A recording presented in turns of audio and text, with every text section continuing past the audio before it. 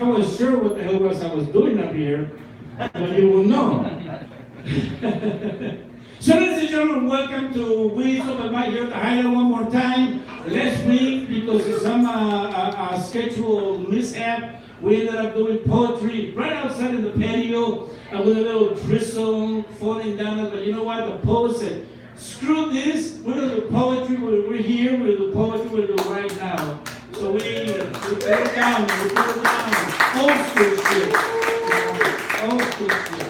Unplugged, and all of that. But this evening, ladies and gentlemen, the captain of Battlestar Poetica tonight is going to take us into our next round. Ladies and gentlemen, let's give him a nice warm hand for your guy, your MC this night, Dog, Two Pistol Power. Put your hands together.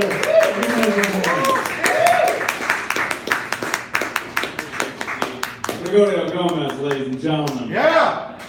Always good to fill in for a young thug when he needs a hot second to get his stream going.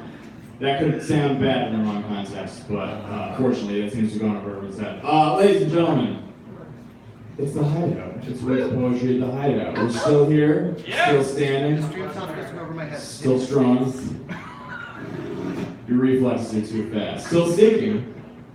Seeking what? I couldn't really say, but we're going to find it tonight. We're definitely going to find it tonight. Well, it's an exciting time, and by exciting, I of course mean terrible and depressing, but we're going to have a great night tonight, ladies and gentlemen. We're going to have a beautiful night. You know, we're finding out some things. We're finding out that 80-some-odd% of Republicans were secret fascists all along. It's good to have access to that information, you know. Clarity can't be a bad thing. I call him Dad. Say again? I call him Dad. You call him Dad? Yes, I'd say that's the main appeal of Trump. He's definitely got the daddy thing going for him. He's everyone's abusive, speed-addled, racist, absentee father now. The whole country is, we're all Tiffany Trump. We're all Tiffany Trump now. It's going to be the title of my Medium piece for Medium.com or Vox or something. We're all Tiffany Trump now. A paean, an apologia, a requiem for Tiffany Trump. No, it's an interesting time. We're finding out that it seems like most of mainstream America is still opposed to children in concentration camps. So that's good news. And however people feel about it, people feel a lot of different types of ways about it. But the fact remains immutable. Sarah Huckabee Sanders has to find a different trough to feed at. No more red hen for Sarah Huckabee Sanders, ladies and gentlemen. It's a good time. It's a good time. I think it's fair. I think it's stern but fair, indeed. Keep in mind that whatever terrible things I say tonight, none of them are as bad as children in cages. So Sarah Sanders and Trough still technically better than children in cages. Just that's our baseline.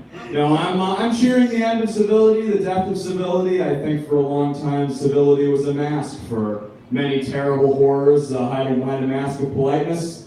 You know, the Dems and the Repubs would fight it out about these issues of life and death, and then glad hand and share nice dinners at the White House Correspondents Association dinner and other events. And I'm glad it's all blown up. That part of it was gross and despicable. And I say, yeah, I want us fighting like the Filipino Senate does. I want like battering rams and like they barricade the door and then firemen come in with hoses. That's the kind of Congress that I think this country needs and deserves.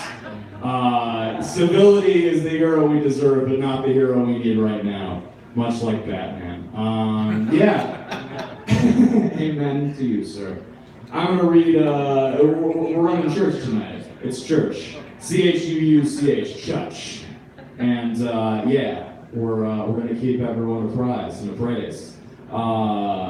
Praise something. I couldn't say what. I'm gonna read you guys a poem and stop all my bullshitting. Well, you'll be waiting a while if you're waiting for that to happen, but I will read you a poem. And then we'll bring some real poets to the microphone that we're always excited to hear from. Let's see.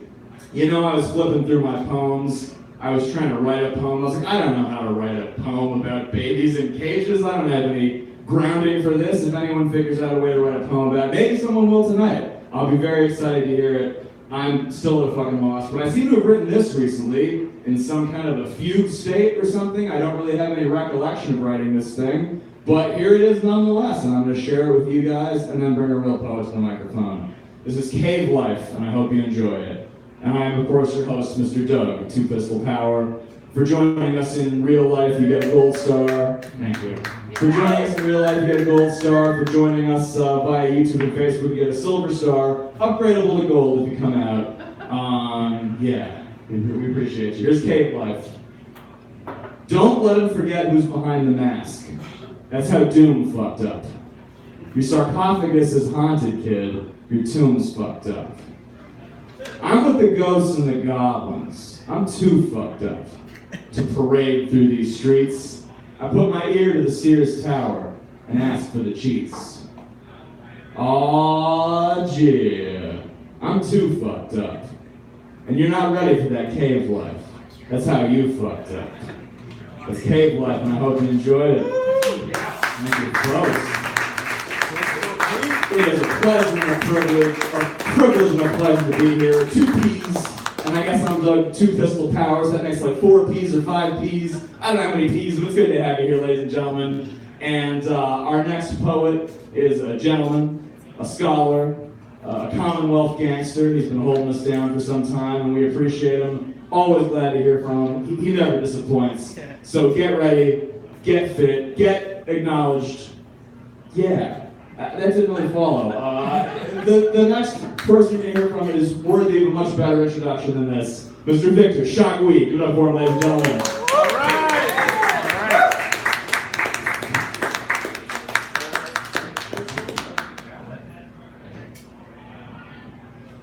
This Saturday, Trump rally, everybody should do it. So we got one piece today. It's called Fire Red, and a good friend sent me a poem about women being gaslit. So that's inspiration behind this piece. Would you be able to handle me as I stand here? No. So I hide behind masks so you can comprehend me. Just know I'm tired of being gaslit and told I am offending. Am I brazen? Of course. Shit, that must be magic, because I fit in 0 boxes and you don't know how to handle me. Tough titties. I like it rough, pain notwithstanding. I'm not a masochist or sadist. I'm just tired of pretending. Can you fathom what lies beneath my skin? Not plastic, nor silicone, nor whatever else you may deem. I hope my other layers haunt you in your dreams and your uncomfortable pile of bones. I hope you can construct a decent human skeleton to house your wounded soul. You are wounded because you are shackled and bounded to social constructs. Misery loves company. But shit, honey, leave me, I'm real. Do you know how amazing it feels to dance on shared egos? If not, I'll teach my friends to ballroom dance as you reread the spiel, love and the iteration of your fields.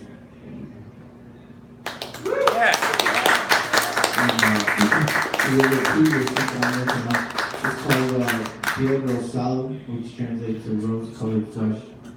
I'll read the English version first. Okay. I saw my face in the mirror. The sadness aged me.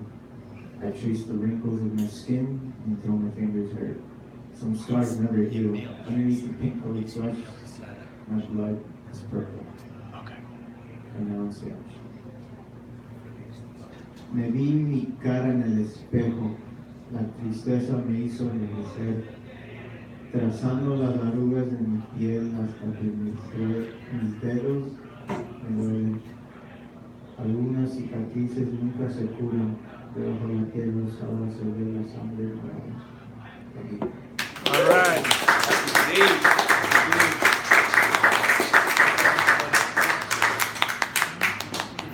Ladies and gentlemen, and ladies, Mr. Victor Shagui. Let's give it up. All right. Hey, feels right. Takes us to a thoughtful and existential place, Mr. Victor Shagui. Yet still grounded in the basic facts of Chicago life, which I like. I like it a lot. We're Chicagoans, we have Chicago concerns, but it's also good to hear from our brothers up north who recently legalized marijuana, and no one was happier than this young man. He started out in the heroin trade. No, I can't do intros like that anymore. Now that we're live on YouTube and Facebook and shit. No, all lies, all lies. A very respectable young man. I actually met him at a church group I was attending while I was north of the border. Apparently my reputation precedes me. It was court ordered. It was a court mandated attendance. But I still made a lot of good friends there, many fine and reputable sorts, and I learned some valuable coping skills, most of which I forgot, but I think he's held on to them, because when I saw him, he didn't fight anybody tonight, and I don't think he's looking to fight anybody, so that's a good start. Anger management classes at your local church are a good idea. Ladies and gentlemen, Mr. Tyler Clark, let's give it up for him.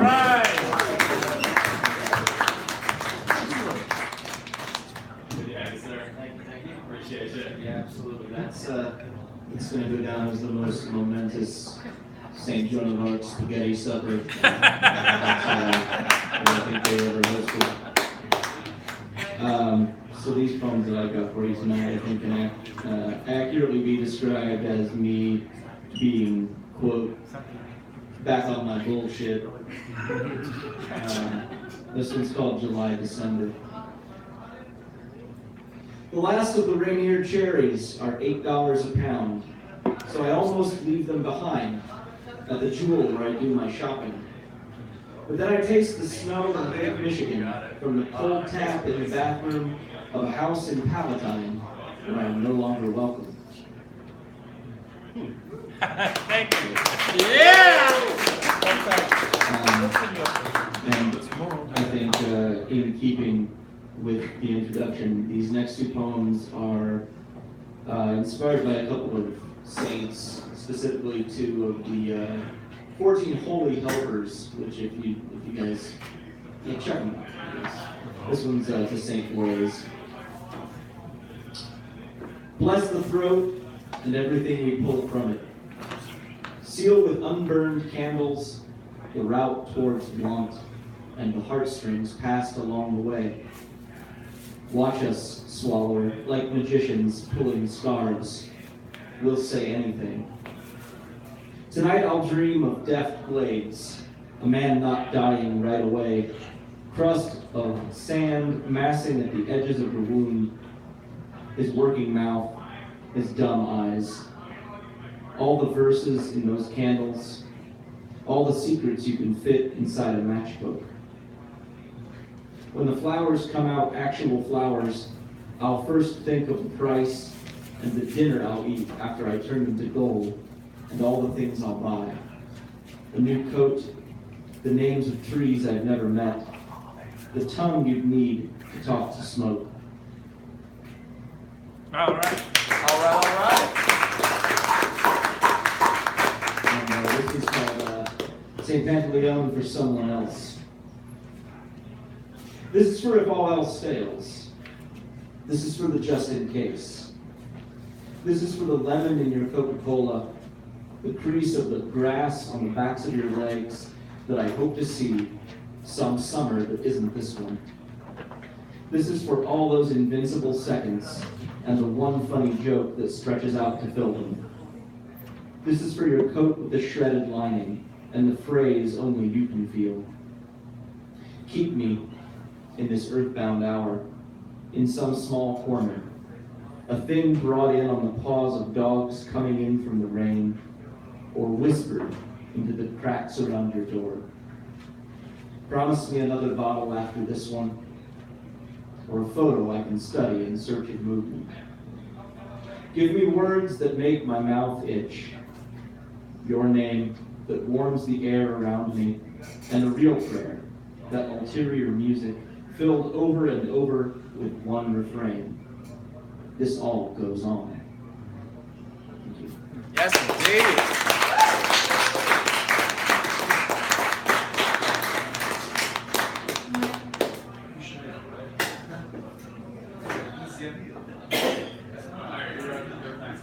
Ladies and gentlemen and ladies, Mr. Tyler Clark, let's hear it for him.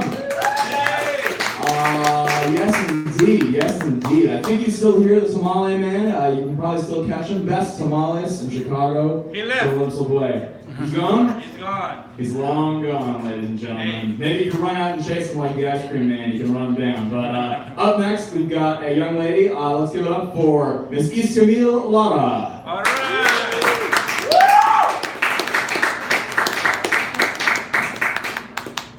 Hello, everybody. Hello. I'm going to read 3 pieces. All right. The last one will be the happiest one. Okay. This one is called Xochiquetzal and Tlaloc. From lover to lover, how long will your mountain rains beat against my pulsing heart? Drink my marigold blood. There's never disguise in my golden songs, carried by ancient monarchs. The heat of my marrow brings salvation, woven by patient swallows, grown from your bewitching rains. Cover yourself in my mud forever, while I suffocate the air itself. Let me set myself free in the soft caves where you rest. From lover to lover, I will always cling to your ghost, fecund, fitting perfectly around me. I dance on broken sails, 2 steps at a time. My deluge drowns all song except yours, kept safe by your marigold love. Some words cannot be spoken. I sing to you through storms. I drown the endless sea, life begging to be left to dry. I beat the earth with empty war. My curse is to fight death with death, while the monarchs soar inside your generous heart. All right.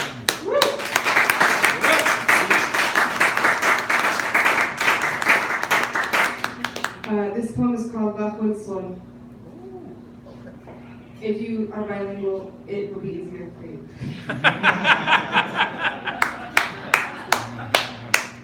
Walking on the corner past the witches, las brujas bellas, las que están de negro. ¿No las viste? Ahí, bajo el sol. Walking under our sun, past our own souls. Nos vemos en las sombras, mi alma y la tuya. Nunca nos pudimos ver bajo el sol. Walking and walking under sunlight, in dreams, past old jokes and fears. Siempre apurados, sin saludarse uno al otro, bajo el sol. Walking behind neon bones, small teeth, past the same stories. Ya los escuchaste, ¿no te acuerdas? Solo hay una historia, bajo el sol. Walking toward each other, confused as how to greet or say farewell. Nos quisimos, ¿no te acuerdas? La sombra efímera guarda todo bajo el sol. This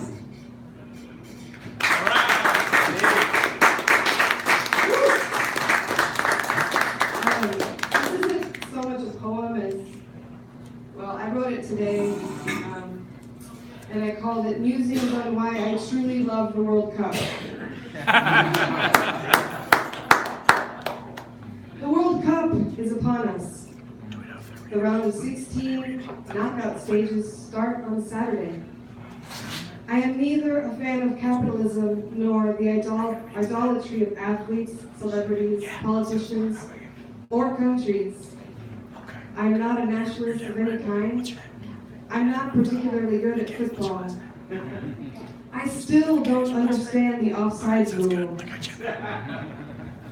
But the World Cup is a magical occurrence 1 month every 4 years when it doesn't matter if you believe in a flat or round earth, how much or little you know about the sport, or if you believe in peace or war. Goal!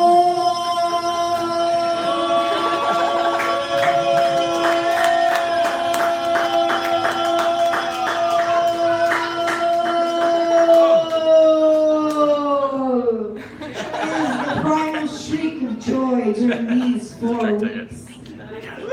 I listened to Beethoven's Ode to Joy this week to remind myself how truly wily that piece of music is. Ode to Joy. That's what he named it. And Beethoven never even got to go to a World Cup match. I'm rooting for Mexico. But the beauty of the World Cup is that you get to root for almost everyone. Sure, you want certain teams to advance because it will benefit yours. But for 4 weeks in summer, you get to shriek with joy for countries you will never visit and may not even know where to place on the map. It's truly global and it's truly human. We've been playing football since the 2nd and 3rd centuries BC in China. It's what I remember watching as a little kid every 4 years. The Coca-Cola commercials, the mascots, that awesome Ricky Martin song in 1998, the murder of Andres Escobar, rest in peace, in 1994. I remember Zinedine Zidane headbutting his Italian opponent in his last ever match in 2006 when they were tied 1-1 in extra time. I remember watching Germany beat some other team with my baby daddy while intermittently throwing up during my 2nd trimester in 2010. My son asked me this morning, who are we rooting for this game, Mommy? Uruguay. If you have time to sit down and watch a match, preferably with people you don't know, for a team you don't normally watch, I encourage you.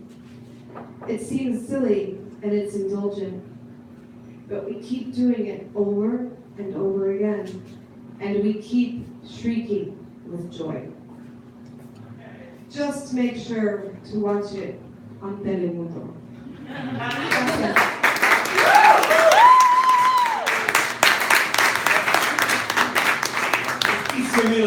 Ladies and gentlemen. Yes, indeed. Yes, indeed. Clap for her. Clap for her. She deserves the celebration. I'm going to have to apologize for everyone for very curt and brief introductions tonight. I can't give my usual lavish short story intros because we got a very full set list tonight. So thanks everyone for coming out and supporting. Give it up for yourselves. I like it. I like to hear it. I like to see it. How are we feeling, G? You ready to make some magic happen? Ladies and gentlemen, I give you the leader of the alien rebel lizards, Mr. Gregorio Gomez. Give it up for him.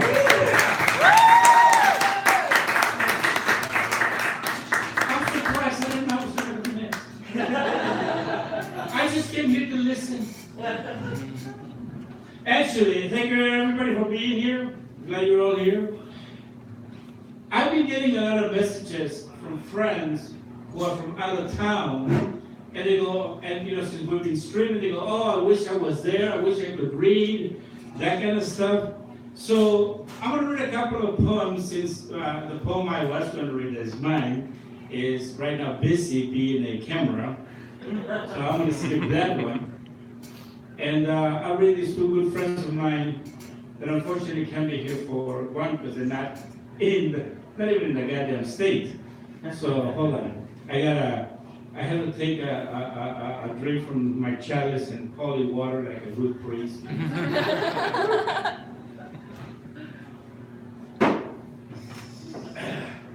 And the first one comes from Eric. What was his name again? Alan Yankee. Alan, for years I used to get Alan McNair and Eric Alan Yankee confused.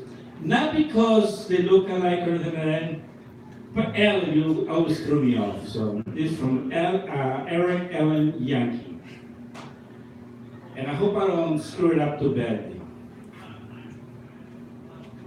It is titled, What Are You? Revolution? You are the rupturing flame from a jazz singer's tongue. We saw you in a letter sent to the editor. Your words held everything as we prayed together. You are the vision quest sought by homeless shamans. We saw you in her still face. She held her bones together on the night we watched him die. Never melting, never bursting, waiting for the moment when you come and a light the signal fires of Baltimore, calling our soft bodies to your natural action of history. You are the stardust we are all made of. We saw you in the water they took from Detroit. We will hold our signs and drink the communion wine. Eric Allen Junkie, ladies and gentlemen. And all the way from San Francisco, he's a Chicago poet who moved to San Francisco years ago. He's one of the founder, I think, of the Guild Complex, who's still 30 years still in the running. And he says, hey man, read one of my poems. And I go, absolutely man, send me a book. The damn guy sends me the book and fails to put his signature on it. I'm going to return the book. I'm going to send the damn thing, they're going to send it back, but I'm going to read this one. But I got to get into character.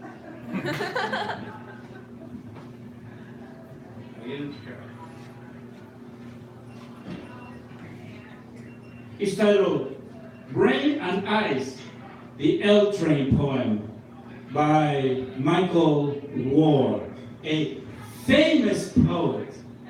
Famous. Of course, none of you know him. That's how famous he is. If you don't know who the poet is, man, you know he's like in the stratosphere. That's how big he is. I know. ¿Quién chingados el... No.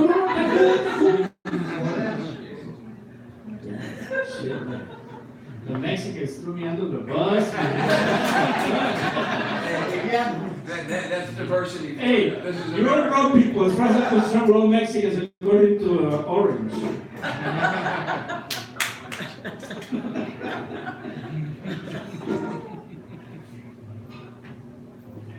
There's a seat right next to me on the Milwaukee L, obviously vacant, awaiting some loop-bound occupant, riders from Ukraine Village or maybe Warsaw. Rush past me, righteous, but ignorant horror, not calmed by the Givenchy tie or Bass Boy penny loafers. Apparently not reassured by my literary look. Unmoved by my perusal of the New York Review books.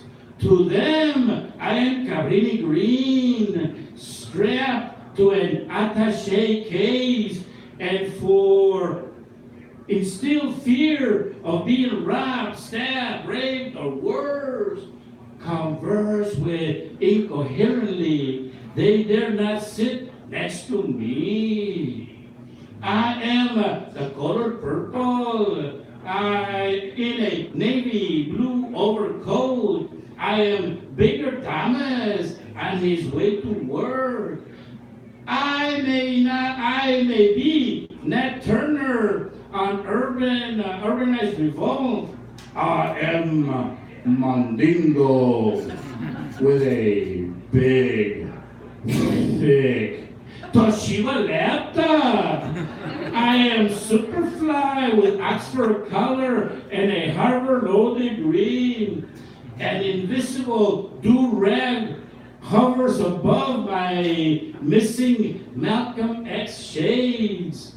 There is a bulge in my pocket, any chest might be a blade. I am a stereotypical cause effect that masochistically strikes the blind. I am the charred robe with which they hang their consciousness during terrorized imprisonment in Hollywood fracture blackness. It is an undefiled sea adjacent to the door, opening at the same loop stall outside the Deco Art and Marble Plantation, in which we all are hourly enslaved. Orale. Thank you very much. Michael Moore is here. Now he's got a little Chicano. He's an African American brother who wishes to be a real Chicano, ladies and gentlemen. Doug is back to you. Let's give it up for Doug Miles, ladies and gentlemen. Mr. Gomez, ladies and gentlemen. Yes, indeed. Always a charmer, if I may say, on a personal note, still the finest MC in Chicago. I've never seen anyone do it quite like he does. Yes, give it up for him. We can make a room of 3 feel like a room of 50, and when we got a room of 50 some odd, he makes it feel like Carnegie Hall. And not the quiet one, but the loud, noisy one next door. You know, we got a couple rock clubs like that in Chicago. It's like, no, you want the Barnaby Bay. This is the Barnaby Bay Lounge. You want to go to the real Carnegie Hall. That's where the real shit happens. Ladies and gentlemen and ladies, up next is a pleasure and a privilege to bring up the widely published, the widely renowned, and the very loved here at the Hideout, Elizabeth Marino. Give it up for her.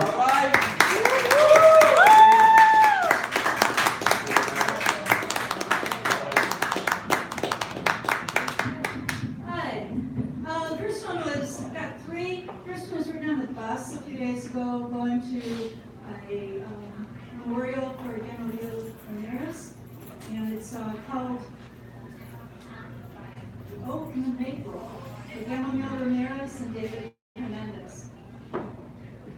In a scorched earth city, the maple and the oak trees grew sturdy side by side. Shade and laughter, poetry and hurricane rhythms spread near and far. We basked in their friendship, and ourselves grew stronger and deeper, richer. The people, the maple was felled by one winter, and now the oak was bent on the island and broke. We look and wonder at the work they left behind. We look and wonder at the work that was touched by them. We are glad to have passed under their giant shadows.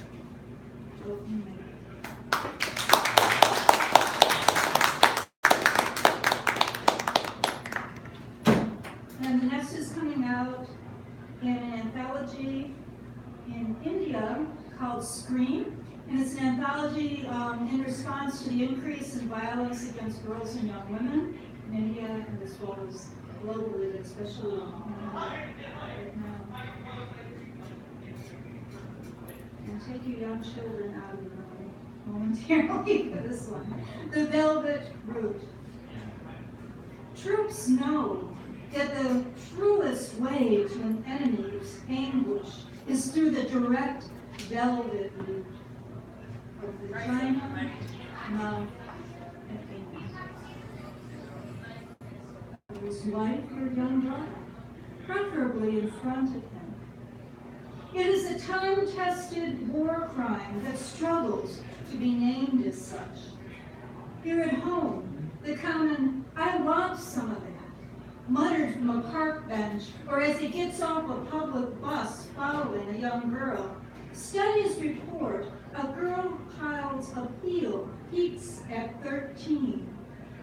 My mother once rode over a curb as a man leaped after a neighbor's 12-year-old daughter, emerging from a grocery store. Thick black girl thighs and woman hips must be grown. What child? I want some of this.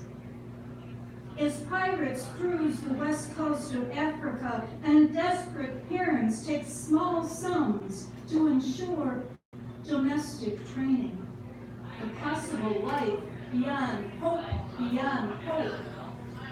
then really do not want to know as the dream ships sail away. On a nice night, it would be good to go out for a walk. I hear my own mother's voice saying, "Don't go, there are bad men out there." The small woman wrapped in a green sari has been in the States for 3 weeks.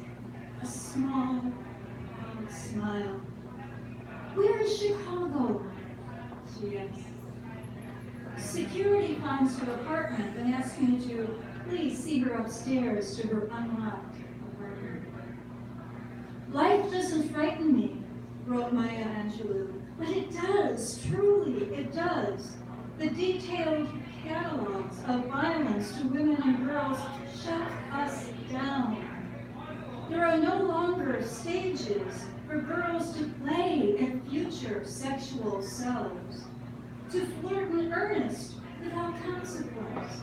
Her gaze, direct, sure, and unaffected, laughter in her eyes. There must be a way to slip our fingers deep into the earth, all at once, and right its orbit."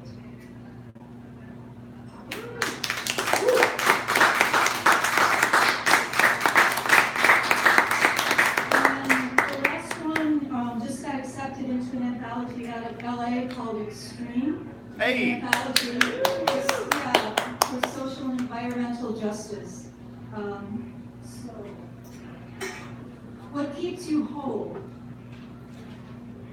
Keep your eye on what keeps you whole. Deliberate distraction is everywhere. Fixer Bannon seeded and planted a white supremacist compliant majority fascist revolt within an illegitimate administration. Keep your eye on what makes you whole. The official public policy narrative changed.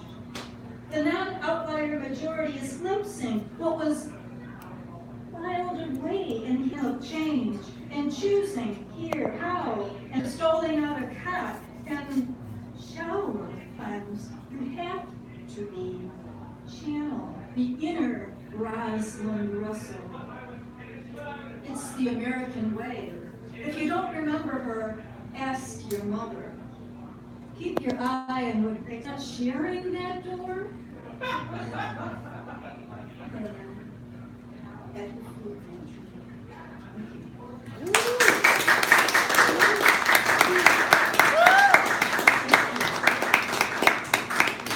Miss Elizabeth Marino, ladies and gentlemen, give it up for her. Now I may be the hipster MC, but I never have to ask if I know you. I haven't known Elizabeth for a minute. Ladies and gentlemen and ladies, I gotta keep it short and sweet, like I said. What can I say? A man who walks in dreams, a man who dreams of reality, a man who dreams of Amaresh. Mr. Alan McNair, give it up for him.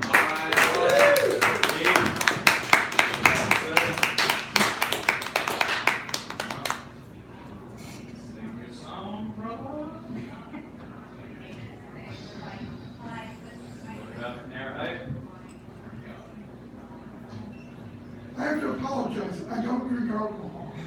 They say that there are stories of those who do. So here's a story about an alcoholic. My father. Sleepy day start. Coffee in the morning, sleepy day start. World of bright blur until I find my glasses. A bear of a man in boxer shorts, hairy chest, a dark forest of hills and valleys. His heavy feet tramp upstairs, while an iron banister creaks beneath his hand. His godman roars. This is family, his wife, 3 sons waiting.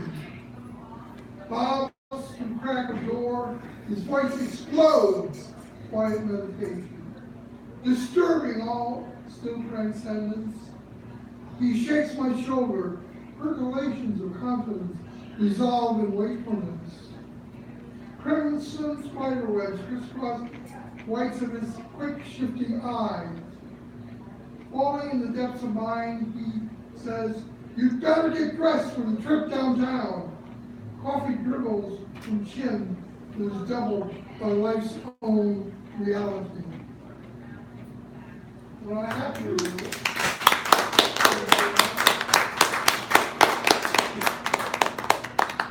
From checkered cloth. The flower opens to greet the sun's golden food as it touches her delicate fingers of red. The neighbors blush in pink hues, blossom in bulb-velvet blues, ignite in yellow flames shining. From red checkered cloth, the honey blonde head looks up, her blue eyes drinking these colors, cheek held against silk glass. She smiles and mimics a honey trickling nose. Her merry laugh tickles pink lemonade and ice. Her hand reaches back to find his. She feels close to the view in him. Sky and earth move for her with their touch. Her drink tastes as sweet as the day. He watches the way she watches the scene. His thoughts move in the lazy way the clouds wander by.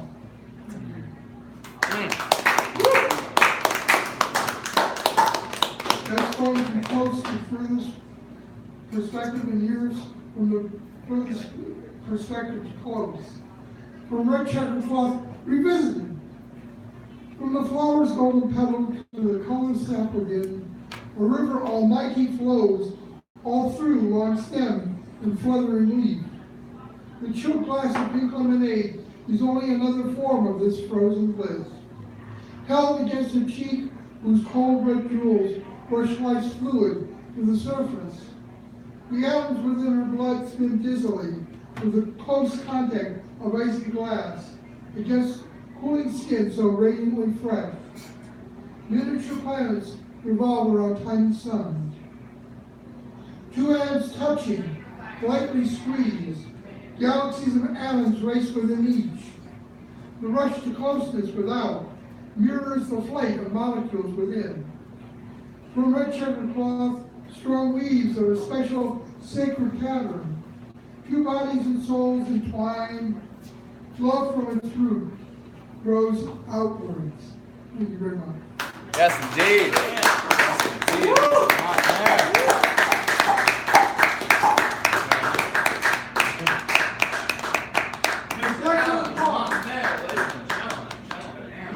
It feels good to be alive at the Hideout. It feels good to hear Mr. McNair taking us to realms of fantasy far away. Or how far away are they really? Are they perhaps in our own backyard? Getting ready for a little stage show, ladies and gentlemen. I'll be joined by Whiskers the Clown and Bonzo the Cat.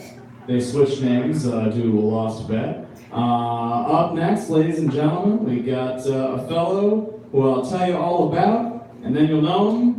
And let's see, we're about 2 years past that. I have no time for a good introduction for anyone, I'm sorry. Here's Drew Pavilio. You're going to enjoy him. Good luck for him. 11 minutes. Yes, indeed. He's returned to us after being away so long, the prodigal son. Yes, yeah.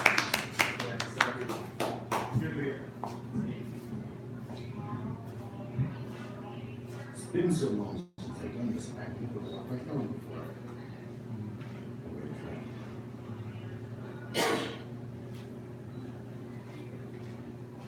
Stage directions for the easily denied. Sling dice. The curtains, a dutiful monochrome, watch the flop. A small door upstage through which no one will enter. Consider the rake.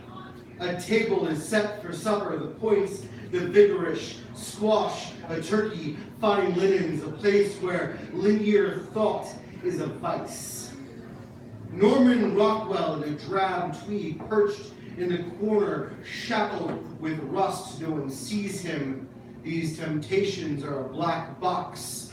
The lighting must suggest a certain mood, made of the weakest stuff. A calamitous bicycle hangs chandelier suspended. The weld the bend will not hold. All the actors wear coated armbands. The break never mended, just covered, and willing it so never meant. Nothing is the audio. This champion's medal won't meddle in much. The valedictorian of time is a superlative fellow in a black gown who enters stage right.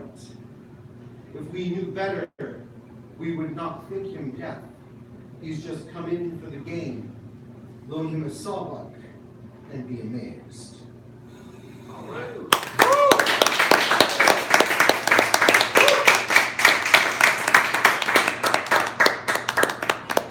Cool, thanks. This one's 13 rows, but they're all really short. It's called All Times Eastern. 1. That sense in the air is hope. Fleeting and hard to grasp is only almost illusory. If it were to scream, it would be inaudible. A paradox, a problem with language. As far as cures are concerned, philosophy is a broken codec. 2. A picture tells 1,000 lies. When you look at it, you give it a tongue. If you argue with it, you're a fool. 3. Yesterday was the resurrection. It was well planned, heavily promoted, even made the cover of the TV Guide. When they moved away the rock, when they revealed the empty tomb, Geraldo was vindicated. It was beautiful. 4. The Christ is suing. He's pissed. Everyone's using his likeness, but no one has secured the rights. 5. It could be said that religion is what the devil invented to prove a point to God about human nature. 6. When the humans move into your neighborhood, don't be afraid. They're perfectly safe. Unless provoked into believing in something. Whatever you do not let them borrow the power tools. They will use them to build a church, and they will never return the sander. It seems to be the only instrument left that will strip away the guilt. 7. For revenge, the Christians should be lions. 8. The other day I literally ate crow. I found that being wrong tastes better. 9. To be different, I'm going to move to LA and pretend it's New York. I will bundle up in the winter, and I will be complaining about how that fucking Bloomberg guy totally fucked up the place. I will live by Eastern Standard Time. I will go 3 hours early for everything. I will go to Disneyland and scream at the top of my lungs that Disney has completely made Times Square look exactly like Disneyland. People will think I'm crazy. I will tell them I'm from South Dakota. That will explain everything. 10. Yes, I'm angry. 11. Why aren't you? 12. I'm going to take my bat and ball and go home and change the rules to this game so many times I don't even know what game I'm playing anymore. 13. Okay, I get it already. Jesus is your personal savior, and he's told you to read everything in the Bible except the Beatitudes. Yeah! Yeah! 14. Do you smell that hint of hope in the air? No. Blown away by prevailing winds. All right, true.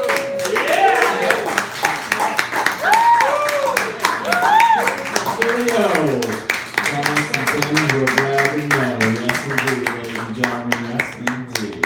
Carolyn, how you feeling? Feel ready? Yeah. You ready to come up? Sure. I like it. Usually I handle these affairs off stage, but tonight I'm flying loose. We're going off the cuff here, ladies and gentlemen. It's a wild night. We're feeling loose, feeling ruggish. We killed the goose, and we're feeling thuggish. Let's give it up to a lady who did kill the goose, and she holds me back when I get too sluggish. Let's give it up for Miss Carolyn, aka Still Sinkin'. All right, good.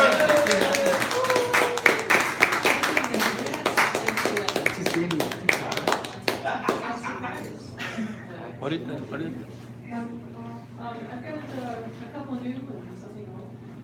This one is called Awakening. The words are trapped in my head, helplessness, fear of discovering the real me, or the discovery of me.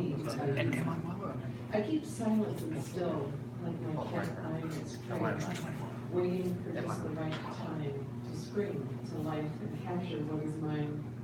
I have waited a lifetime to become something more than my dreams, daring to find you, defying the odds the bookmakers leaves. While I have gained the truth about me, around me, inside of me, it still hurts. This is nothing new. I am used to it. The hurting, the questioning, the doubting, the wondering. I am wandering through muddled moments, dark rooms, alive with vibrant fear and doom.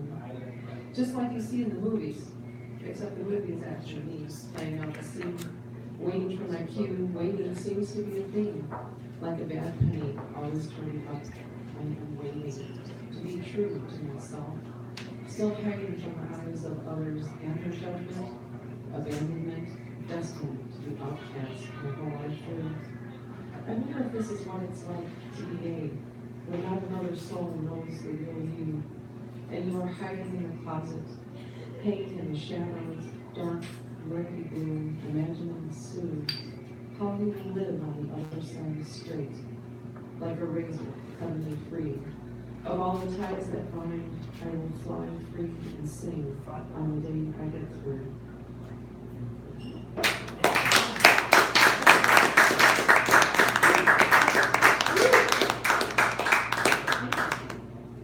This one is called All of It.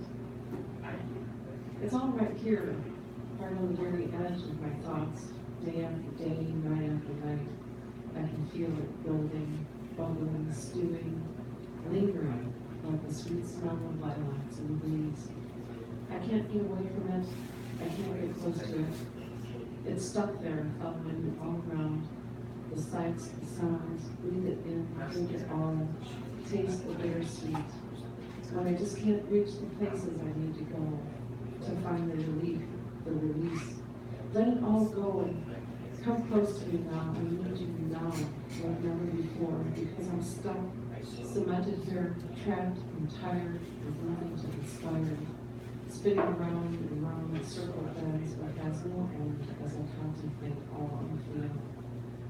Just one touch, just one word, just one look, just one taste, just one kiss, just one need to escape this life that I live. Keep choosing the same thing, still knowing the result will never change. Frustrated, so frustrated, close to agony, desperate to feel or be heard, or seen, or read and understood. Reach for me, girl, come to me on bended knee and show me how much you want. Broken and bent, look at me, girl, and show me in your eyes that have cried so many wasted tears for so many wasted years. Touch me, girl, touch me with your soul and make me feel all you know. Like no other, give yourself to me, girl. Gentle hands reach for my face. Hold me up higher to reach the place where I can close my eyes and dream again of the things that make me whole.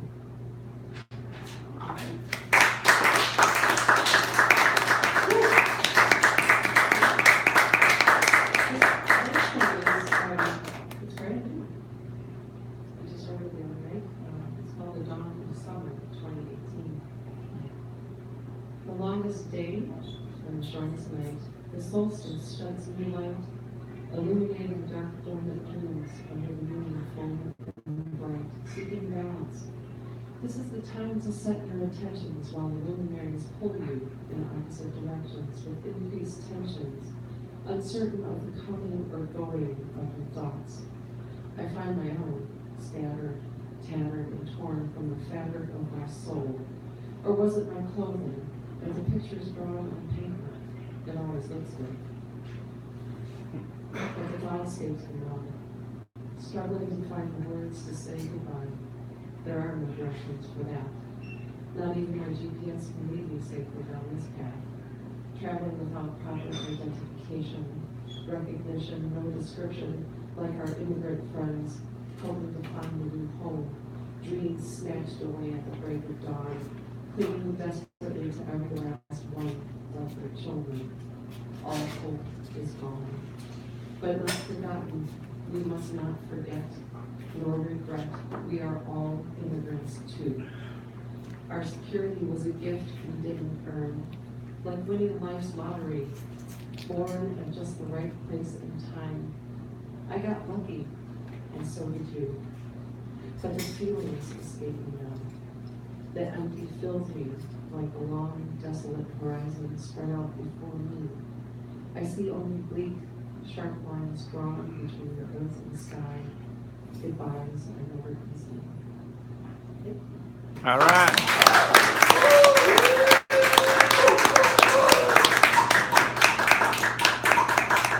Carolyn still seeking Carlson. Always been All right. Yes, indeed. We were seeking Carolyn for a while, knocking on her door, saying, "Come on down to the hideout. We need to hear from you." And finally, she agreed to make an appearance. We're glad that she did. Ladies and gentlemen, up next, I got a fellow who's going to take you to places high and low, far and near. So cool out, enjoy, and when he's done, sneak out and get another beer. Mr. Miguel Massano. Let's hear it for him.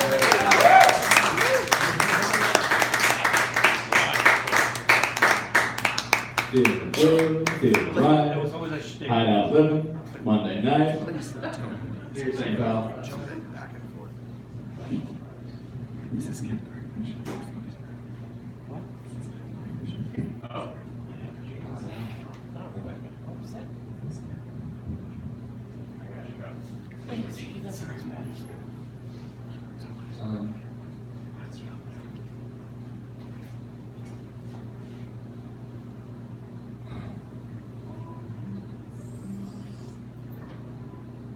So if you speak Spanish and you speak English, the next poem, it may not be for you.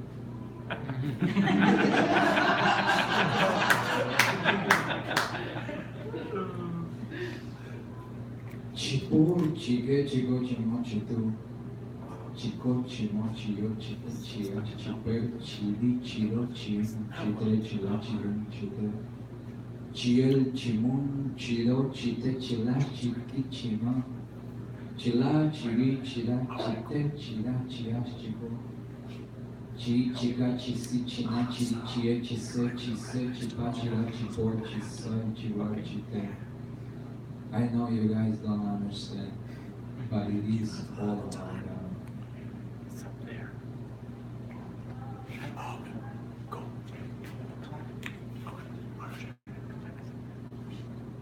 Sabi, ugunimanta hukmiki kaparin mangama. Where are you? Uyumanta, tugaynikan mangama. Where are you? Istihina puriskiri. Where are you? Apuguna wagahgai. Where are you? Parahyu yainin. All right.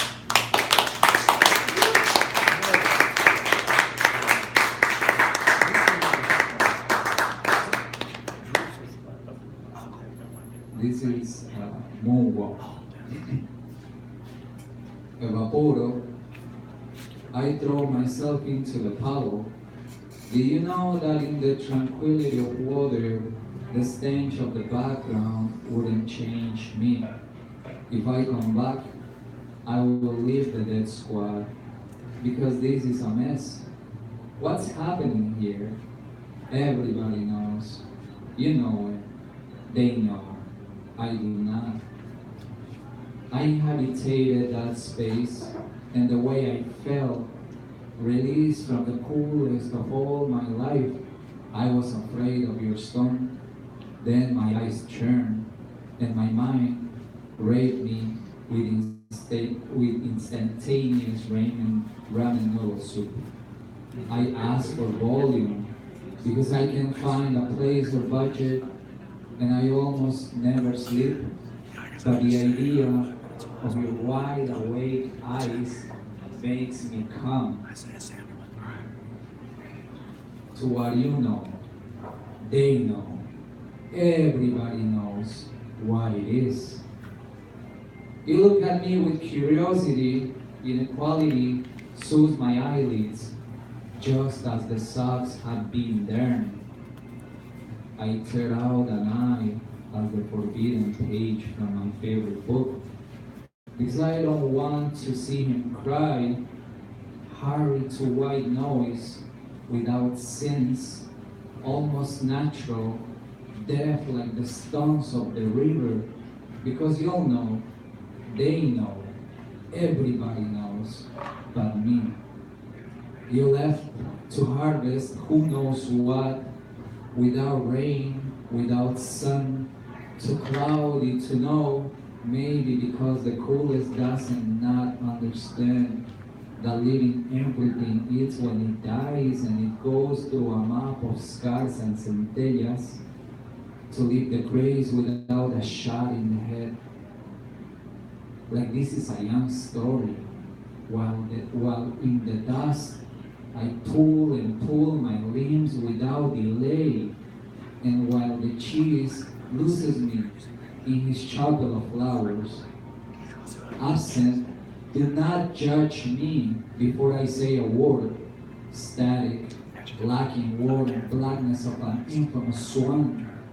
Talk about another thing, digging the dirt, float while it's cold, and I do it because I know that they know that everybody knows, but you don't. There is a ball, a paper plane, a slashing silver bullet, while taking care of whatever burns as we die again and again. I remember your stone, your opinion, the circles that cannot hide you, so marked and dark fabric, because I paid too much this fucking dangerous life, transfiguration, and some book fairs.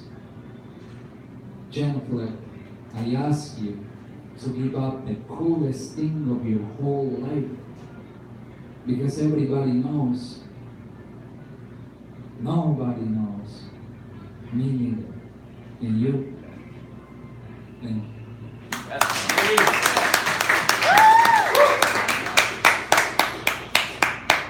Hideout! Come on, ladies and gentlemen, let's hear it for him. Feels good, feels right. I don't know. We all know. We all know a little piece of it, but nobody's got the whole puzzle.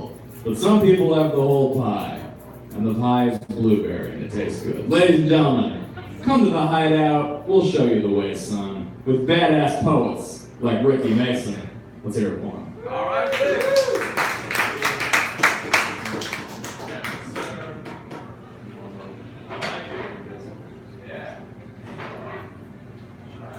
Stand up after sitting for so long. It's kind of ironic. Two pistol power, not a Donald Trump fan. That's not right. I mean, that's just like Barron. His glasses are weird. So, yeah, I've never read poetry. I'm not a poet. I did 3 years of English in high school, and they said, you don't need to do anymore. Okay.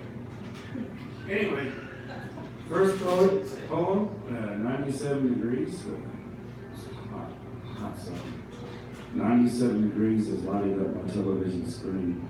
7 days, the weatherman says, of 97 degrees. But the damn windstorm has taken out my AC. I have no conditioned air in which to combat 97 degrees. All I have is cable television with commercials for ice cream. Buy one, get one free. It's still no match for 97 degrees. The neighborhood children now own these streets. These kids do not fear the monster called 97 degrees. A summer of judge television shows in the comfort of home. has now been destroyed by a faceless thing called 97 degrees.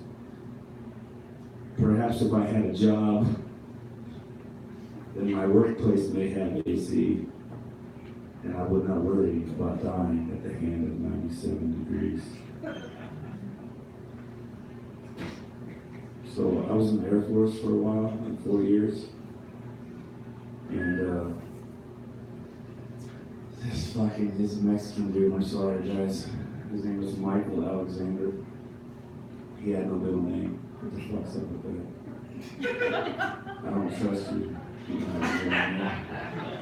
He was a dick, and this is a little dream I had, and I turned it into a little poem.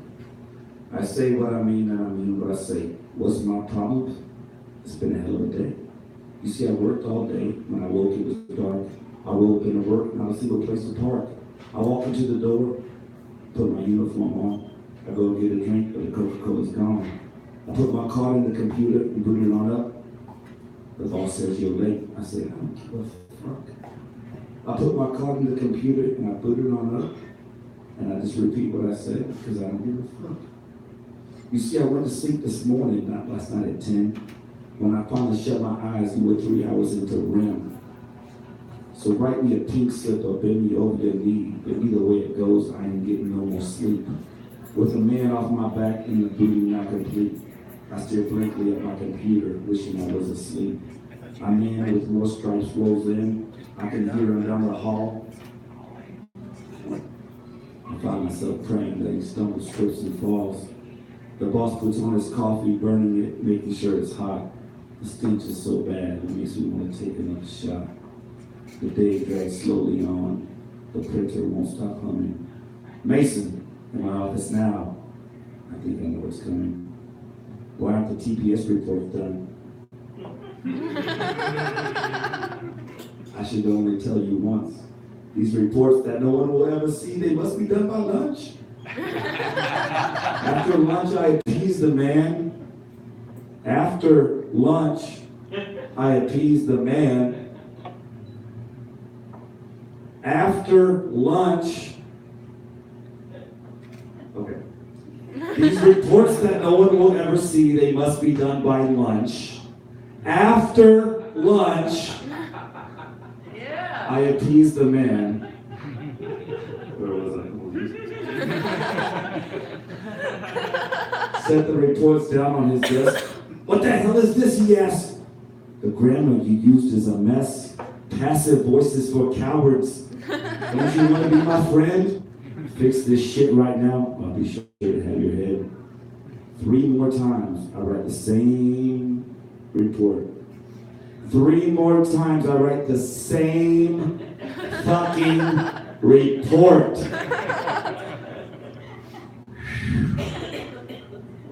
And ask for his approval. The 4th time is a charm.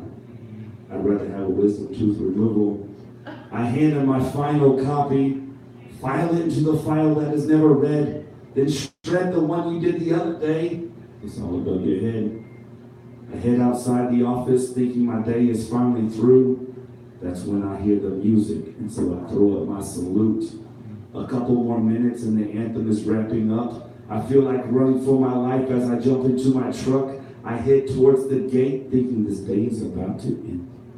But then I hear the sirens, that sound that we all dread. I'm not in the mood for this, so I decide to tempt my fate. I punch the gas hard and make a suicide run for the gate. I'm up to 65 now, and I'm thinking I'm home free. But then the polls come up. Why didn't I stop and think? The last thing I remember is the smell of burning tires. Why couldn't they just leave me alone? I'm just so fucking tired. I jump awake at my desk and it seems everyone else has gone. Just another dream, I say, no different than the other ones. The boss springs from his office. Mason, I need you straight away. What the fuck now? I guess somebody is gonna die today. With a yellow-toothed grin, he asked me if I could work late. I responded, hell no, boss. Shit just ain't going your way. I quickly brandish my knife, smile as a light glooms off my blade. What are you going to do, he asked. Tell me you're just playing. but it's too late. Still smiling, I bludgeoned my knife into his neck. Crumpling to the floor in pain, I had no idea what would happen next. As I sat there and waited, he spoke as he took his final life's breath. I only wrote you hard, son, he said, because I knew you were the best. That's the end.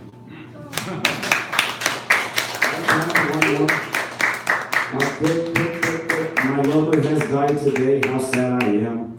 They say she may just be missing, but I'm not. That's not Spanish or any other language. But I know in my heart they're wrong. She's probably in a river somewhere. Her body won't be found for months. It was me who filed the report. My lover's missing. She didn't come home last night. The truth is, she hasn't been seen for weeks. I know that I will soon be named a suspect. Go dig into my past and connect all the dots. You see, my lover and I were special friends. It started when I was a very young man. She captivated my heart with just a single line. To thy own self be true, and make not your life a lie. From that moment on, together we loved, laughed, and cried. The fairy tale ended for me when I found another love. At the bottom of that whiskey bottle, I found another friend. At first she let it go, allowed the whiskey to intrude. At times I thought she enjoyed whiskey's company before it loved me. That shit set the mood. But as the nights passed, my lover seemed to disappear. Now it's just me and whiskey. My lover is gone. They're sure to come to arrest me, a trial without a body. After all, it was me who last saw her alive. The jury of my peers are sure to find me guilty as charged. This is not a confession, my friends. At least not what you think. I did not kill my lover, yet I know you'll never believe me. I hope she's out there somewhere safe and sound. The whiskey has taken control. She couldn't take it anymore. She wrote a letter before she left, one the judge would never read. It reads, "Sweetheart, I hope this letter finds you well. I wish I could say the same. You broke my heart, you tore it apart, and so I can no longer stay. I've been with you for years, through the good times and bad. I was there to comfort you the day they buried your dad. You betrayed my trust, something not many could do. I forgave you for many things. All I ever wanted was you. Whiskey is your lover now. At times you never came home. I lay awake at night waiting, not wanting to wake up alone. So I leave you with one question. It's not a simple one to ask. If I were to leave and not come back, would you finally put down your glass? Sincerely, your lover." I burned the letter as soon as it was read. I don't care if they come arrest me. Without my lover, I cannot live. My first true love was a beautiful woman. Shit, fucked it all up. My first love was not a beautiful woman. It was poetry, and now I'm afraid she's dead.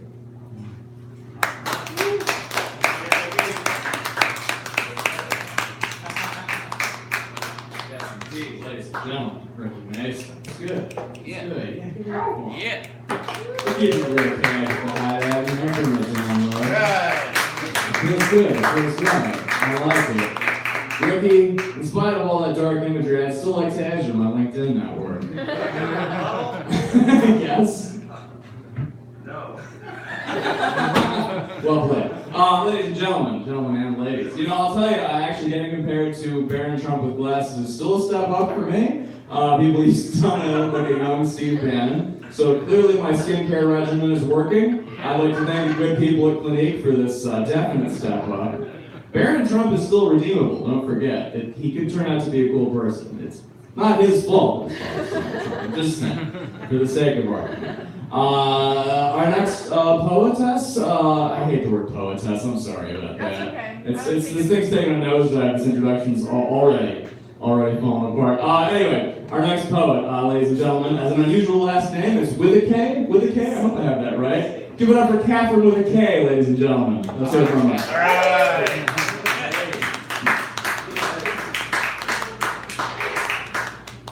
Yeah, okay, just a smooch. Okay, hi, my name is Catherine, and I spelled it with a K. My parents spelled it with a K, and I was like, cool, I'll go with it. This first piece is called Philosophy of the Body. It actually originated from a poem or a mantra I would repeat to myself when I was having an anxiety attack. And so it kind of seems like a good fitting piece for right now. I am one body. There is no soul. I am the sum of 1, 2, 3, 4, 5 senses and nothing more. The mind is an organ like any other, subject to decay, disease, and ruin. My hands are tendrils of passion, 5 fingers that move through the world, which moves through me. I am stardust and earthy rust. A body, another commodity, a piece of meat for you to love, touch, bite, and chew. I graduated high school because that is what you do. And I'm attending college because that is what you do. I will live a sitcom-style 20s and quit smoking cigarettes by the time I turn 30. I will marry a man who asks my father for permission and move to the suburbs to raise my 2 kids. I will cry at their plays and recitals, graduations and weddings, and when they leave, I will have to find something to do with these hands. All this time now, this money, this space, who am I, if not yours? We lifted our eyes to the stars and stretched our naked bodies across the curvature of time. I wish I knew then that I would never see anything more beautiful. We get to choose what we carry with us, and I left you behind. Calling it destiny or fate or God gives the universe too much credit for the accumulation of odds. We were novelties to each other. We shape what we've been given into something we'd like to keep. We live, grow old, and then decompose. Black mold creeps over what is left of us, breaking us down, taking us back to our maker. The infinity within me is the only one I will ever know. I see the edge, but I cannot escape it. My pale white skin borders my galaxy in. Black head, black holes, celestial sex organs, orchestrate orgasms, delicate O's wrap around my lips. My body is the universe, spaceman. Explore me. Send your curiosity out to move across my stars. Thank you. All right. Yeah.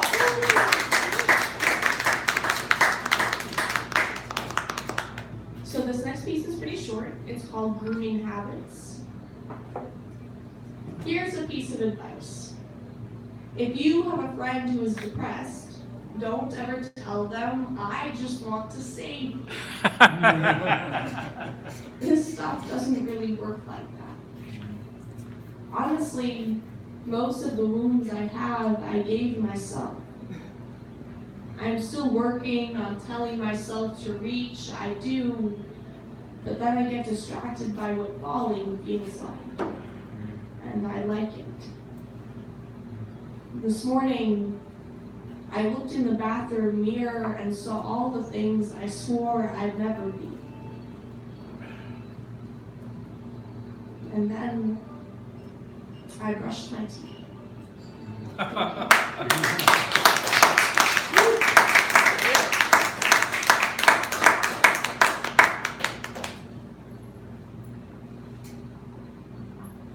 Okay, so I'm trying to find a super short one. So all of these poems are from a collection I'm working on called Moods and Nudes. I'm not sure if I want to make it into a zine or like try to publish it somewhere. Okay, here we go. This is called Oops. It's a breakup poem. All right. All right. I have begun to collect breakup poems like bottle caps in boxes in the back of my closet. Couplets about how I broke his heart, how I ate him up and swallowed him whole. I saw your breakup poem about me. It was the best thing of yours that I've read. Thank you.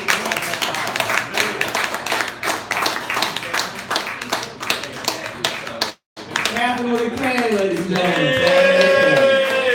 Yes, indeed. We enjoyed you, Catherine. Come back to us soon. Bring the K, bring the A, bring the T, bring the whole thing. We like that. We feel good about that, ladies and gentlemen. I like that set. Yes, indeed. They just say whatever I tell them to say, but it was a good set. Ladies and gentlemen, up next, I give you a special musical interlude featuring Mr. Isaiah Sanderman. All right.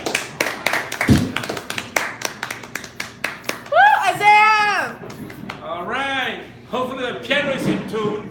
Let's hope.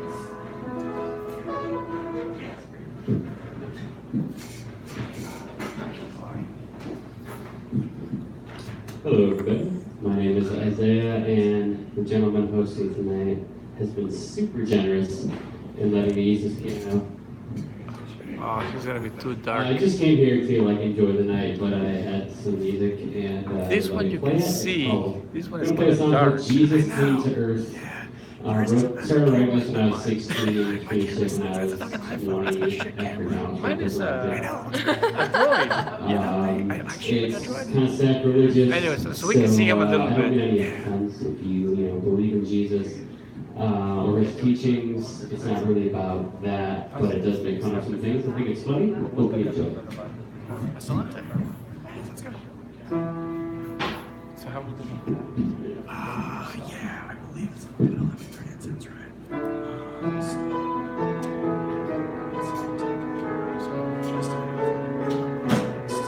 Bring him next. Okay. I already told him on Willie's next though. Huh? I already told him on Willie's next. What is that? Oh, that's what I meant. It's in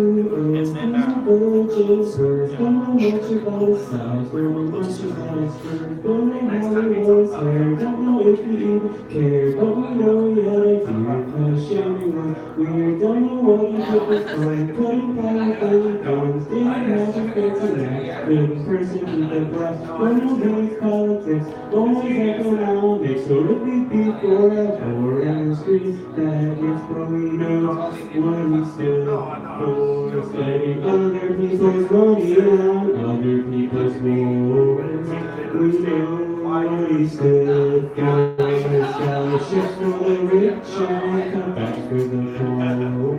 2016 AD, I mean, who knows what God has released to his children, to his children, to his children, will his children, won't that made up what he made up, clay made us from mud made up, say that's hard to hear, but God no fear will be okay, on trumpets here.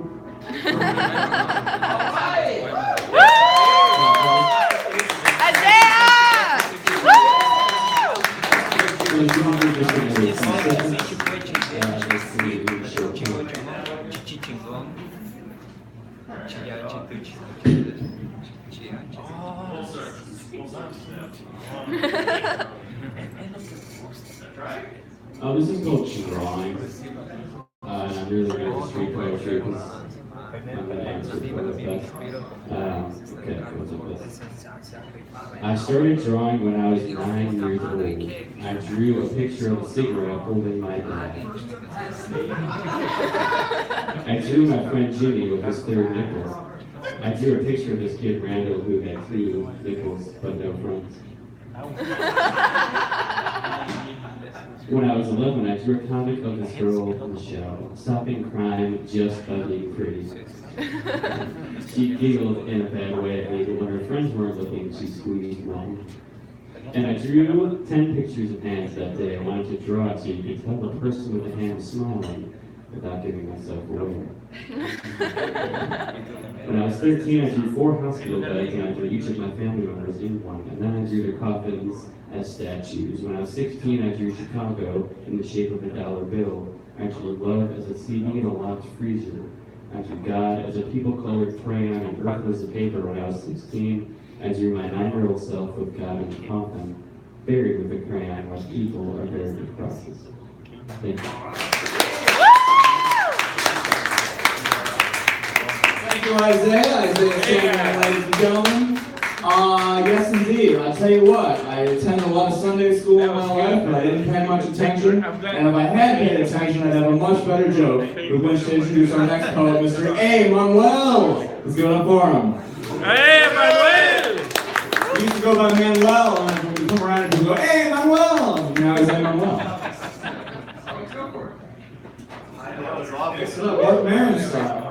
That was really bad, Doug. It's actually just easier sitting because then my legs are just straight. Yeah, he's an old man. Watch out now. Sorry about it. I don't even know what language to start. Try Celestial. No, nunca puede ser así, nunca me daban las ganas de combinarlo. Órale. Just culture. My German was good, but I only know one German word. Prost. It means cheers, man. Chorizo. Órale. The title of this poem is simple. I will tell you where I'm from.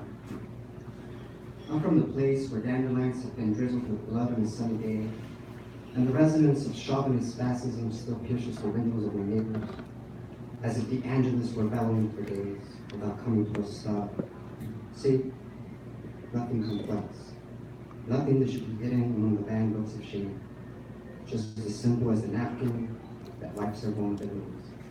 I'll tell you where I'm from with hopes that you tell me who you are.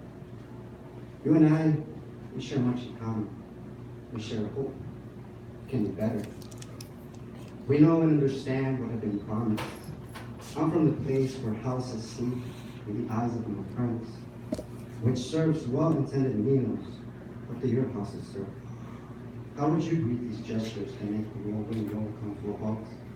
And since I know where I'm from, I'll discover a reflection of what I never was, of what we've never been.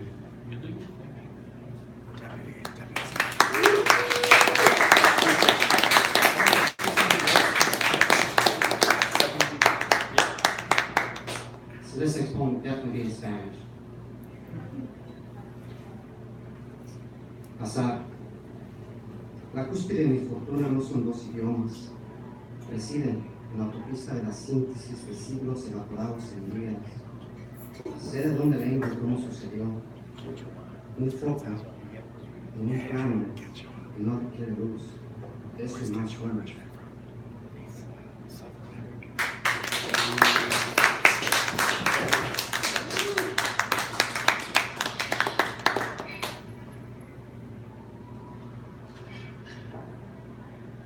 Because there's no title or underlying thesis and a list waiting to be checked at aisle 0, and there's no reason to fail.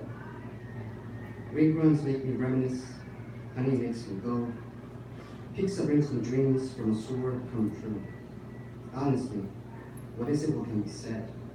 I can't bring myself to be clever. I only want to be called the I that will never get married to the we.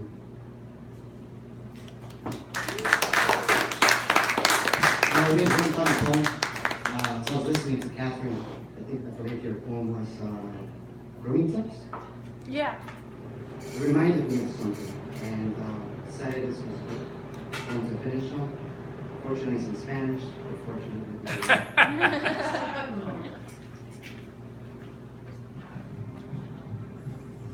finally, the new notebook, right? Yeah. Actually, I write it in a notebook. It's just as convenient. I can't carry it, I think.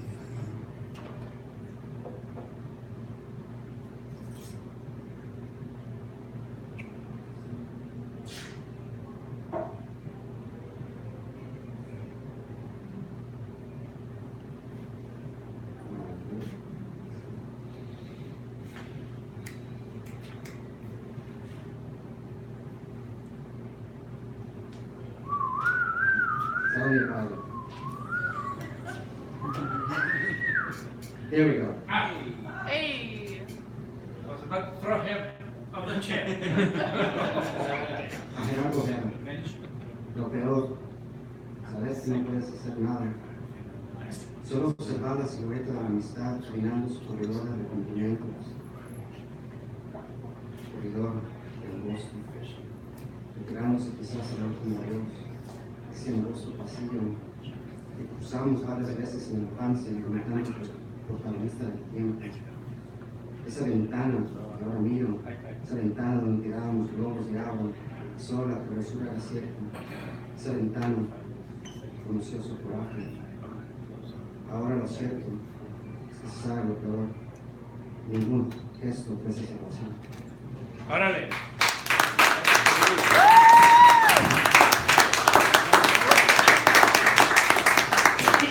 Indeed, Emmanuel, ladies and gentlemen. I like it a lot.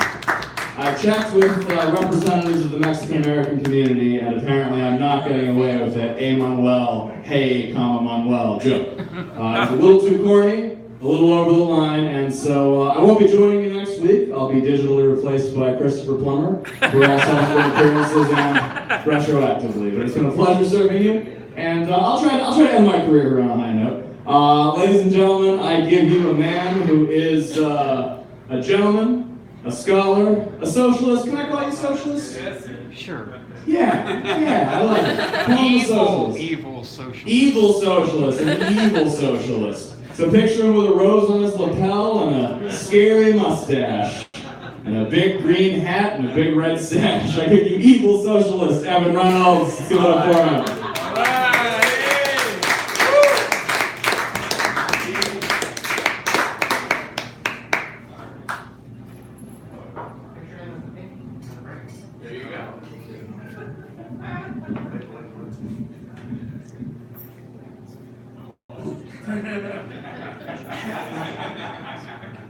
Gotta watch out for these socialist assholes. Some people if you don't ideologically agree with us. I'm only half kidding about the gulag joke. Yes. There won't be any goulash at the gulag.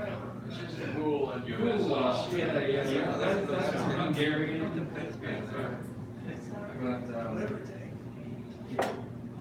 okay, so I'm just gonna make a couple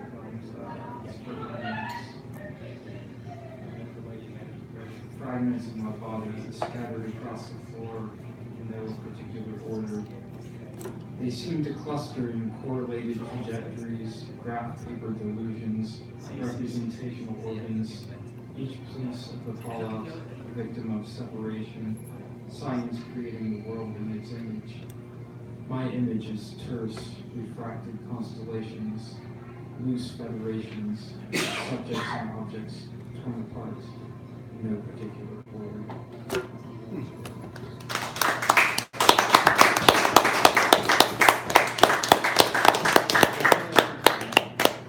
And then I'll leave you on like a poem that I wrote out of the hatred of certain philosophers, like for example, John. This is a poem that I wrote out of hatred for this guy. Yeah, we love haters here. We love I am haters. a total hater.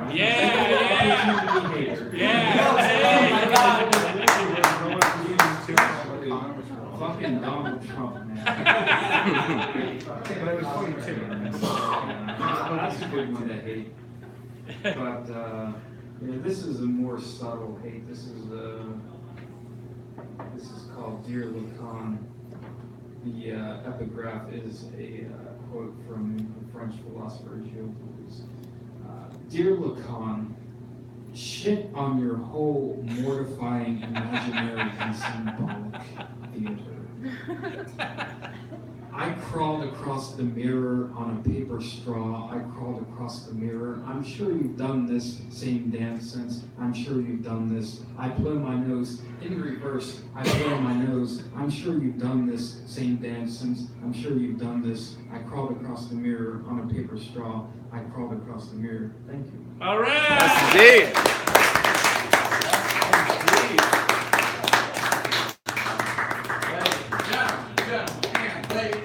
It's a pleasure and a privilege of privilege and a pleasure. Does someone want to go get the Rev? Where's that Rev? Why don't you tell you? That Rev outside getting high again. You know, you can't trust the Reverends in this town anymore. They're just less and less reliable as time goes by. Shit. The fuck are we gonna do? Hey, Emilio, how you feeling? Right here, right here. Hey, there he is! Look at you sneaking up on me with your shirt that vaguely matches the color palette of the room. Ladies and gentlemen and ladies, I've only ever said good things about your reverends. I've never accused you of any impropriety. Ladies and gentlemen, Chicago's own David Sedaris is how I sometimes introduce him because he finds the drama, the high-level Iliad-style drama of everyday life. Give it up for him, the Reverend John Shirk, ladies and gentlemen.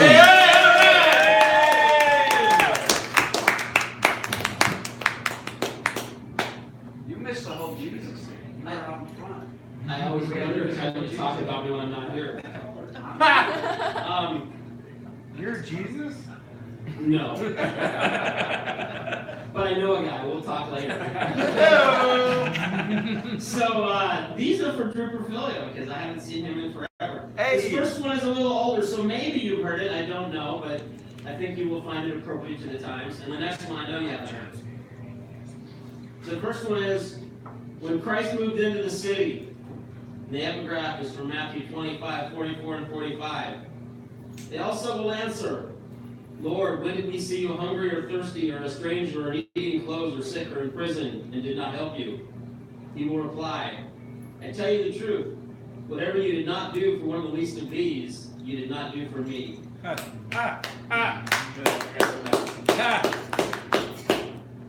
When Christ moved into the city, Christians got uncomfortable. It's awkward being around the homeless. After all, they're homeless. And they're all mentally ill, right? Have you heard the way that Jesus guy talks? Maybe it's substance abuse. They all do drugs. There's a reason they live on the street. So they wrapped the church in a wrought iron fence, locked it with a big chain to keep the homeless Jesus out of the house of the Lord. When Christ moved into the city, Christians got scared. They heard he had a criminal record. He was once convicted of a capital crime. It's scary being around convicts. I don't care if people claim he was wrongly convicted, or if he's already served his sentence. Wait, how could he have served his sentence if it was a capital crime? Probably got thrown out on a technicality. Stupid liberal judges. Or maybe his sentence was commuted by a corrupt governor. Whatever happened to law and order.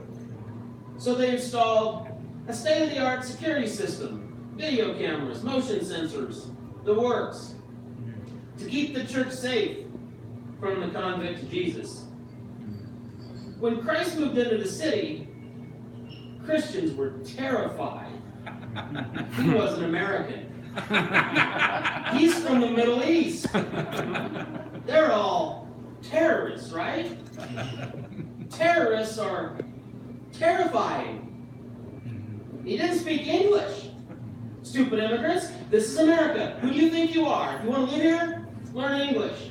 That was the last straw. They sold the old church building, bought land in the suburbs, and built a new church. When Christ moved into the city, the church moved out. I guess it's easier to follow Jesus when he isn't around. And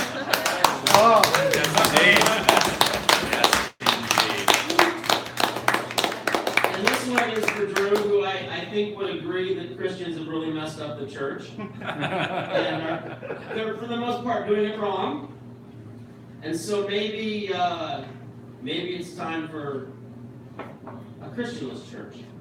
And the epigram is from Mahatma Gandhi. I like your Christ. I do not like your Christians. Your Christians are so unlike your Christ. I read the Sermon on the Mount, and I like what Jesus was all about. But how did we get from a radical teacher to mega churches with millionaire preachers? From a homeless prophet eating with sinners to political sellouts at White House dinners. Christ was rejected by religious men. If he came back today, would they do it again? If Christian means follower of Christ, a saint, it appears that maybe most Christians ain't. So maybe we need a Christianless church. It won't need a cathedral or a fancy worship band or a lecturing preacher trying to grandstand. They'll learn together and listen to all, not blindly following the clergy's call. You won't have to believe in one God or another. Just show up and choose to believe in each other. Once it gets started, we'll see where it goes. Where will it end up? No one really knows. But I'm curious if a few who commit to each other will end up a family of sisters and brothers, with God as their father if he even exists. If he doesn't, the family can strive to persist, to love and to care for the weak and the small, supporting each other, respectful to all. Because what we have now doesn't seem to be working. I may be a shirk, but don't want to be shirking. If Christians refuse to follow Christ still, maybe I'll find some non-Christians who will. I hope it's not too late for Christians like me. I'll listen and learn, and maybe I'll see that following Jesus can happen today. You just have to do it a Christianless way. All right. Yes, indeed.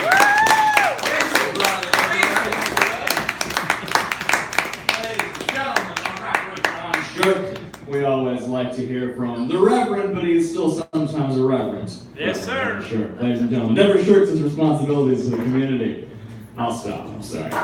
Ladies and gentlemen, up next is a fellow who's been holding us down for many, many years. He predates even myself. He brings us back to the old weeds, back at Weeds. We were weeds at Weeds, now we're weeds at the Hideout. In 100 years, we'll still be weeds at the Hideout, but it's good to remember. And it's always good to hear from him. He's holding us down. He's keeping us clever, keeping us honest. Mr. Emilio Maldonado, what's up?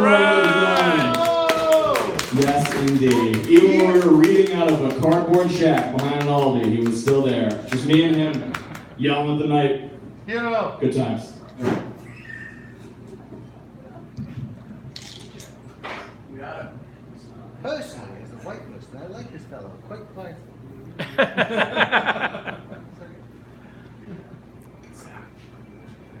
He's got his laptop.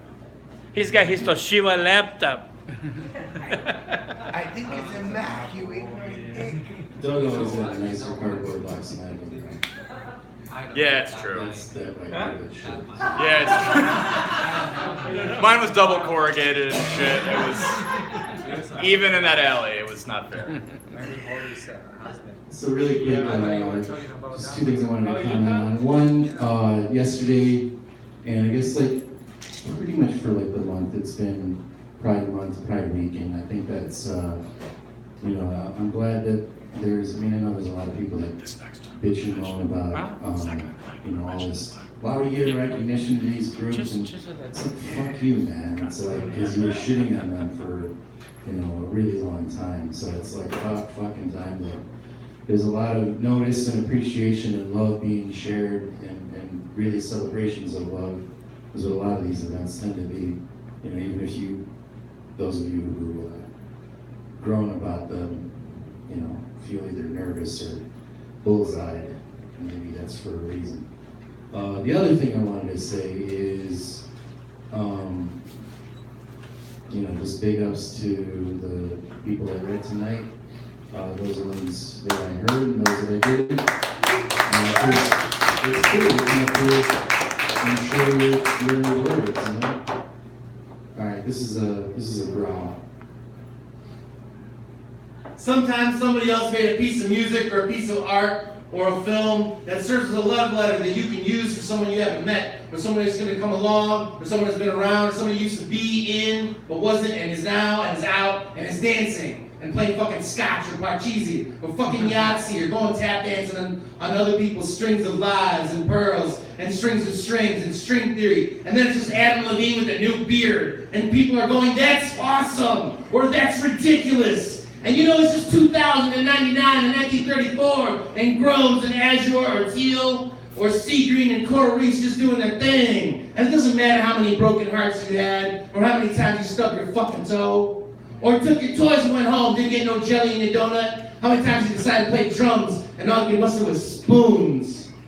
But stars are stars and kids they got bars.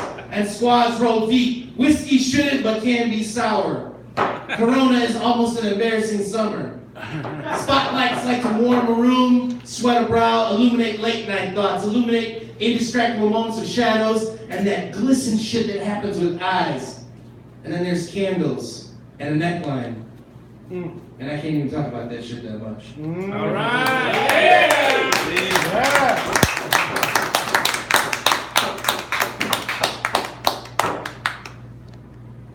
15 years of storing hazardous materials.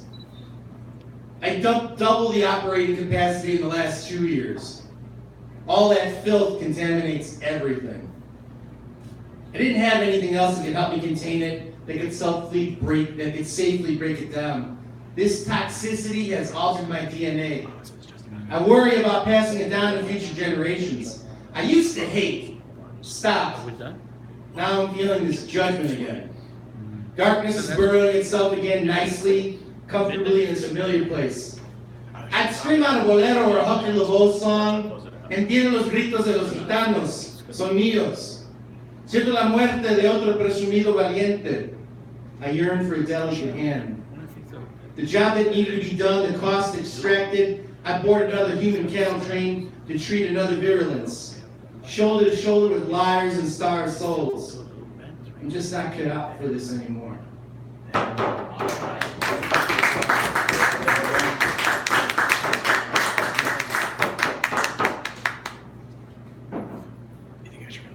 This is called Harry Dean Stanton. Sometimes I'm scared of my thoughts. I don't like where they go. I'm ashamed of what they say about me. Sometimes I can't stop confusing myself, fooling myself. Like drinking shoe polish, it's an unwelcome moment. Everybody has bad weather. One more glass of Nakers that'll put me in zombie mode. I'm supposed to say some words in Spanish right now. We have no secret language. A relationship of negative zone interactions. 3 black holes are trying to fill each other up with the usual of drugs, booze, and fucking, and beautiful lies. All right. Of all the things we never said to one another, some were more painful not to hear. I'm sleeping and it's shitty alone. I feel like a whore, it's late and I'm broke. Ever to say this, I sit in the dark and I confess the thoughts of you. This doesn't please anybody in my bed. You broke Chicago for me.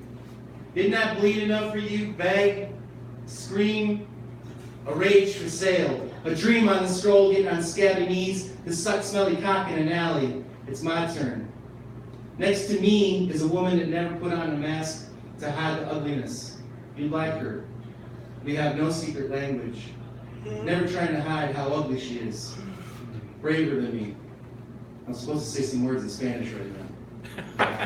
All right.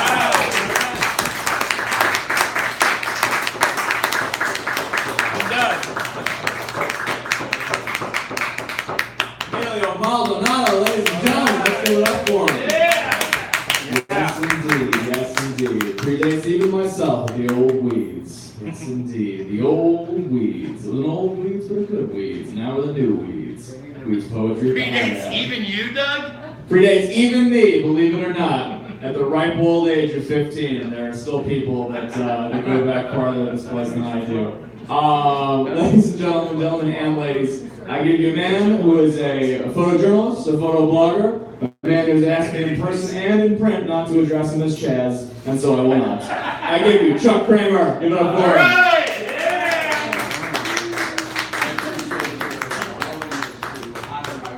I tried to get everybody with it. Make me feel comfortable. It's always pleasant to be in person like you. Accommodating son of a bitch that you are. So remember, we're going to be gone for 2 weeks. Hideout has music and house repairs. No, going fishing. Going fishing? Yes. I thought they were renting. I'm going fishing. That's the official word. Rock fishing? Yes, sir. Mackerel? Walleye? Pike? Shark. My cousin caught a shark today. She was in Florida. She was fishing from the beach and she caught a shark about that big. What did he add? Good joke. Unbelievable. Well, I don't know. Okay, so since we won't be here for the 4th, Independence Day, national holiday, the day that John Adams encouraged everyone to set off firecrackers and blow off their fingers, I thought I'd do a celebration of the holidays. This is the Rockets Red Glare. Every year on the 4th of July, I take the flag down from the rafters in the basement. I blow the dust off, carry it outside, and mount it in the holder on the front of the house. As the wind whips it out full, snapping the edges in the bright sunlight, I stand back and look up and down the street, where almost every home is decorated with the stars and stripes. I smile, glad that I fit in with the neighbors. Another middle-aged American flying the colors to celebrate our heritage of freedom. A second glance reminds me of the flags that fly over Normandy's fields, and this shallow display of patriotism, festooned with colors sewn in Hong Kong, leaves me licking dry lips in the holiday sun. So I go in the house, open a beer, turn on the TV, and watch the White Sox play ball. All right, White Sox! Well, Southside! Right now they're playing pretty poorly. This is the 4th of July at Don and Diane's. Suburban barbecue evening, far from the distant fireworks. Grill on the deck, bowls of homemade potato salad, ice coolers at the garage door, citronella candles, all natural bug spray keeps pests away. Off-duty musicians chat of tours in Turkey and Sardinian festivals. Violinists, singers, guitarists, a klezmer player boast and laugh when the comic hypnotist leaves early to walk his dogs. World-traveling artists jazz to Europe, sonatas home, celebrate self-evident truths without the talk of war, the Islamist religion, or the NASA's, the NSA's. Let's keep our organization straight here. The NSA's electronic year. Just friendly minds and smoky memories of ice cream, sparklers, and people long gone. Tick of the clock. A lurch back to now. And it's goodbye. And out into the chill evening air. Americans going home. Thanks. See you in a couple of weeks.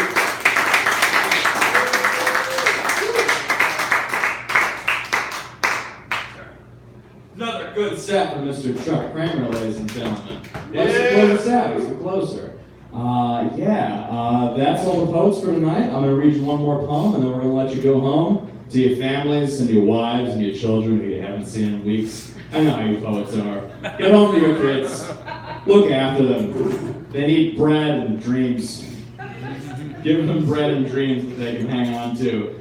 Yes, thanks for mentioning Chuck. Everyone, please remember we are off for the next 2 weeks. So that's going to be July 2nd and July 9th. We'll make sure to post them on Facebook, but we're telling you live in person too. So we're off for 2 weeks. You got plenty of time to write some poems and sharpen your swords. Yeah! Right? Yeah, sharpen those swords, ladies and gentlemen. You never know, the Matrix could come true, and then you'd be cutting bullets in half with swords. It'll be an exciting time. Sharpen those swords, write those poems. I wrote a new poem. This is called Cracker Jack Crazy, and I hope you enjoy it. Based on true events. You'll get there, but it won't look like you thought it would. With your eyes closed, it'll be exactly as gorgy as you imagined it. Cracker Jack Crazy? It's not a good way to be, baby. Blown off the Ave? You're chasing something you can't have. You'll get there, but everyone will have traded themselves for lizards dressed as them. You'll get there, but they'll have already replaced you. The lizard you is slightly, almost imperceptibly bumpier in the forehead region, but otherwise roughly the same. You'll get there, but the storm will have settled. You'll get there, but your prophecies of doom will again be out of fashion. Have the wolves decided on a time to eat the heart and leave the mind? You will not know. And, muttering, dismissive, no one will inform you. You'll be asked to leave. They'll all have decided. And the earth, to the Greeks, was just a subset of Poseidon. Kiss the lizard on the lips. Did you enjoy it? You're a bad person. I love you. That's Cracker Jack Crazy. I hope you enjoyed it. Everyone, I enjoyed it. How are all of you? It's been a beautiful night at the Hideout. Yeah. Thank you. Come back in 2 weeks. We can't wait to see you, folks. All right. Thanks everyone out there on Radio Land, too. 3 weeks. 3 weeks. 3 weeks? Yes, we're off for the next 2 weeks. Please join us in 3 weeks. In the meantime, Doug is taking a remedial math course. In the meantime, I'll be taking remedial math. I did forget to take my Adderall today because I knew I'd be drinking. And I forgot to drink because I knew I'd be taking an Adderall. So I'm all out of sorts. Join us in 3 weeks, folks. We're off the next 2 weeks. Have a good night. All right. I love this idea too, the re-education. Yes. Elizabeth, thank you. Appreciate it. Good to see you. See you next time. My friend, thank you. I'll see you in a couple of weeks. Absolutely, in a couple of weeks.